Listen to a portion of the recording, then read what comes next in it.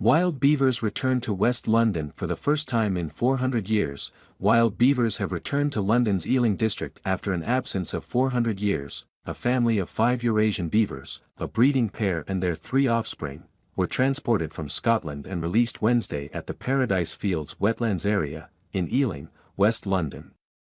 The Ealing Beaver Project hopes the beavers can help reduce the risk of flooding, as well as engaging people in nature, London Mayor Sadiq Khan was at the release. Beavers are nature's way of building dams, helping the wider ecosystem, he said. It's good for humans, it's good for nature, it's good for our city. His Rewild London Fund provided almost £40,000, $49,000, in funding for the project. Sean McCormack, chair of Ealing Wildlife Group, one of many groups behind the Beaver Initiative, said, Paradise Fields is a little oasis of nature adjoining a big retail park and adjoining urban Greenford. Greenford is a high flood risk zone, and that's only going to be exacerbated by climate change. The beavers should build a series of dams through the site and create wetlands. This acts as a giant sponge.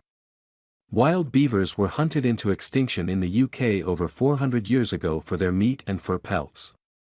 In recent years, they have been reintroduced to Devon, southwest England, and in 2022, they were legally defined as a protected species in England.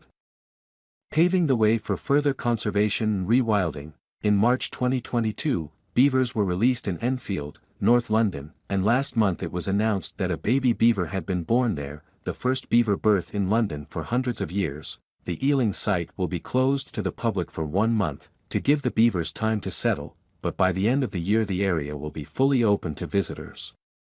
We are part of nature, we need to live alongside nature, said McCormack.